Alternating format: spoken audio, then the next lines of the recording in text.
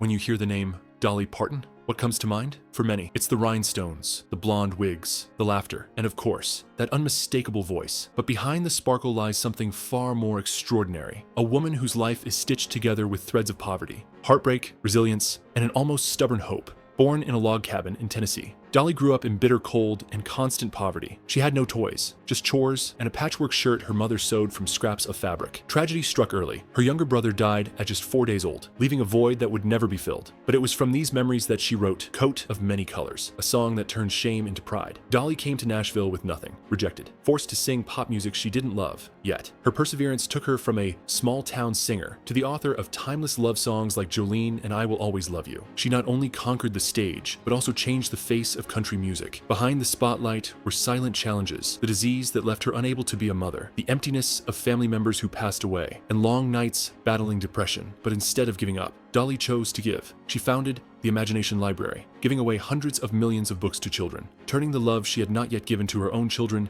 into love for the whole world. At nearly 80 years old, she continues to face a silence in her life so profound that even decades of applause cannot drown it out. But maybe, just maybe, that silence is where her greatest legacy is being written. Because by the end of this story, you won't just see Dolly Parton as a country music legend. You'll see her as a living monument to what it means to survive, to give, and to love until the very end. Before Dolly Parton became a global icon, she was simply a barefoot child running through the hills of the Great Smoky Mountains. Born in 1946 in Sevier County, Tennessee, Dolly was the fourth of 12 children in a family that had more love than money. Their home was a one-room cabin with no electricity, no running water, and barely enough space for everyone to sleep. Her parents couldn't afford to pay the doctor who delivered her, so they offered a sack of cornmeal instead. That story alone paints a picture of just how little they had. For Dolly, poverty wasn't a concept. It was the air she breathed. Yet Dolly would later say that even in those conditions, her parents instilled in her a sense of dignity and imagination that money couldn't buy. Those stories became Dolly's first taste of art, not written in books, but woven into the rhythm of daily survival. At just 6 years old, Dolly was already helping raise her younger siblings. Still, her mind was alive with songs.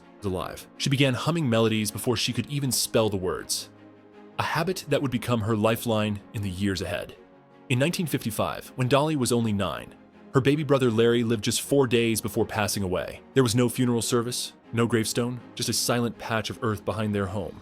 That grief stayed with her, shaping the tenderness and sorrow that still echo in her music today. School wasn't an escape either. Dolly's mother once sewed her a coat from scraps of fabric, pieced together with love. Dolly wore it proudly, but classmates mocked her, calling it rags. That sting of humiliation cut deep. Yet years later, she would transform the memory into Coat of Many Colors, a song that turned shame into pride and reminded the world that value isn't measured in wealth, but in love. It became one of her most cherished songs, one that she struggled to perform after her mother's death, because every lyric carried both pain and gratitude. Music became Dolly's refuge.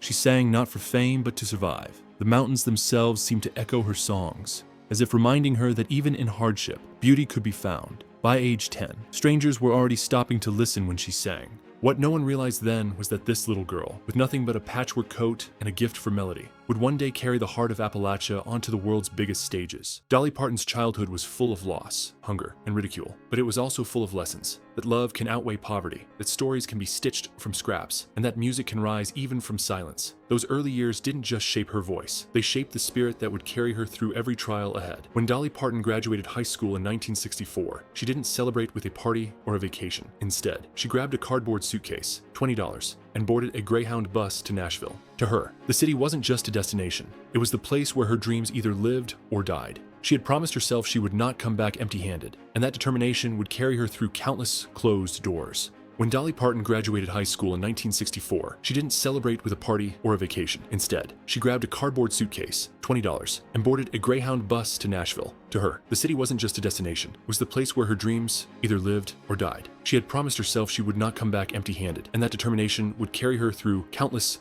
closed doors. But Nashville was not kind to newcomers. Dolly quickly learned that talent alone wasn't enough. She spent nights in cramped, rented rooms, sometimes staring out the window wondering if anyone in the city would ever believe in her. Her first recording contract with Monument Records in 1965 was supposed to be her big break, but executives insisted her voice was better suited for bubblegum pop than country. She sang cheerful songs like Happy, Happy Birthday Baby, but her heart wasn't in it. The singles failed, and Dolly felt like she was trapped in someone else's skin. What saved her was persistence. In 1966, she and her uncle Bill Owens co-wrote Put It Off Until Tomorrow, which became a hit for country singer Bill Phillips.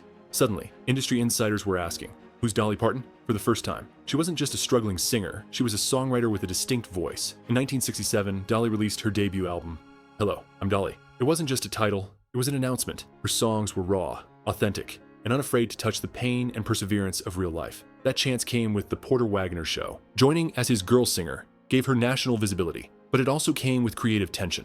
Dolly often felt overshadowed, but she knew she had to keep writing, keep proving herself. Then, in 1974, she made a bold move, leaving the show to pursue her own path. She sealed the farewell with a song, I Will Always Love You. It wasn't bitter or vengeful, it was tender, heartbreaking, and unforgettable. That single act announced Dolly as a songwriter of rare power, and the world began to listen. Around the same time, she released Jolene, simple, haunting, and unforgettable. The song became one of her defining masterpieces. With Jolene and I Will Always Love You, Dolly didn't just find her voice, she carved her name into music history. Her journey to this point had been anything but smooth. By the late 1970s, Dolly's determination had turned her from a poor mountain girl into a rising force in country music. By the late 1970s, Dolly Parton was no longer just a country star, she was a national figure. Her crossover hit, Here You Come Again, in 1977 reached both country and pop charts, cementing her place beyond Nashville. Then came 1980, with 9 to 5, a song she wrote on the set of her film debut alongside Jane Fonda and Lily Tomlin. Dolly achieved what few had ever done, topping country, pop, and adult contemporary charts simultaneously. Her music was everywhere, her smile lit up television screens, and her name was known in households across America, to the outside world. It seemed like Dolly had it all, fame, wealth, and adoration. But behind the glitter lay another story. Endless tours, recording sessions, and media appearances pushed her to exhaustion. The woman known for her boundless energy often found herself drained, both physically and emotionally. At the height of her success, she was also facing one of her deepest heartbreaks, endometriosis. The condition caused excruciating pain and ultimately led to a surgery in 1982 that ended her ability to have children. This loss hit harder than any critic's review. Dolly had always dreamed of a big family, of being a mother. Waking up from surgery, she realized that future was gone forever. In later interviews, she admitted she fell into a period of depression so deep that she considered ending her life. For someone who brought so much joy to others, the silence of those nights was crushing. And yet, resilience was in her blood. A small but pivotal moment pulled her back. Her little dog Popeye padded into the room when she was at her lowest. That simple act, his quiet, unconditional presence, snapped her out of the spiral. From there, she began rebuilding, leaning on her faith, her music, and her determination to keep giving. In 2003, her beloved mother, Avi Lee, passed away. The woman who had sewn her famous coat of many colors and instilled in her the values of strength and compassion. Dolly found herself unable to sing that song for years afterward because it carried too much ache. Then in 2018, her brother Floyd, her closest songwriting partner, died, leaving another silence in her music. And when her niece Tever died tragically young, Dolly's grief deepened in ways words could barely capture. Through it all, Dolly did what she had always done. She turned pain into melody. Her songs became vessels of both sorrow and survival. Fans may have danced, laughed, or cried to them, but behind every lyric was a woman who had lived the loss she sang about. Fame gave her stages and spotlights, but it could never shield her from heartbreak. By the end of the 1980s, Dolly wasn't just a star.